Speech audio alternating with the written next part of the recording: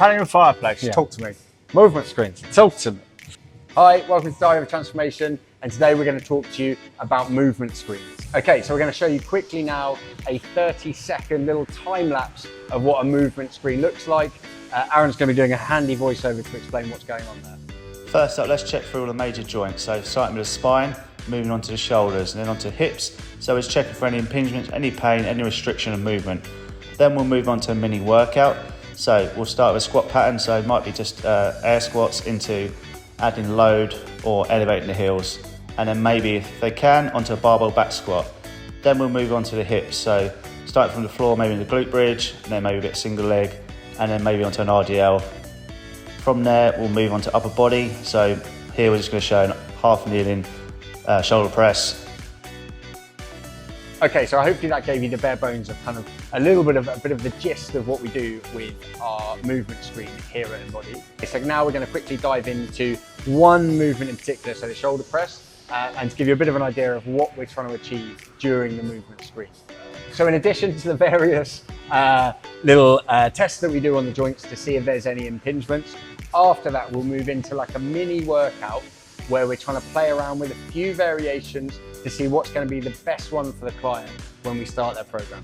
Okay, so I've done the movement screen. I'm now coming back to look at the shoulder press. And so with Aaron, obviously we've done, if we look at his overhead range, so I take his arm here, we look at some shoulder flexion, and we establish that, let's say that is his angle overhead. So that's what we want to match with the bench, and we want to see that we're going to be able to press comfortably overhead.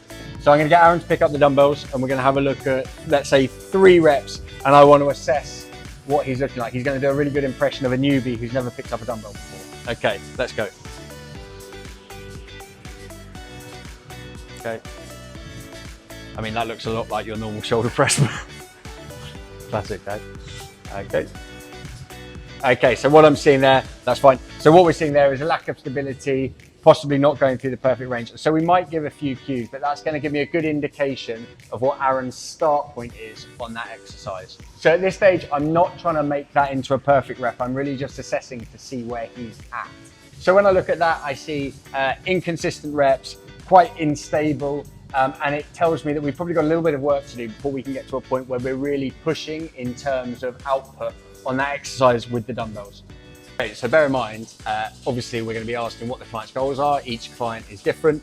If someone has come to me and said that they want to learn specifically how to lift weights, I'm probably going to stick with them on a dumbbell shoulder press. However, if they said they want to grow the biggest boulders possible in the next 8 weeks and their start point, their skill level on the dumbbell shoulder press was quite low, we might look at something like this. So here, if you look at the pros and cons of, let's say, free weights versus machines, if I take Aaron onto the shoulder press machine here and we look at a couple of reps here, you're going to see immediately much more consistent in terms of the line of force going through that. The skill level on these machines required is much lower. So therefore, again, if output and growing size in the shortest possible time is the main goal, then something like a shoulder press machine would be perhaps a much better option in this example. Yeah, so there's just one example of some of the considerations we might make during the movement screen. Hopefully that gives you a bit of an idea as to what we do here. The idea is that by playing around with a few different variations, because remember, there's no one perfect way to do it. All our clients come in here have different goals, have different ability levels. So by assessing in that early stage, we're then able to go off and write a truly bespoke program.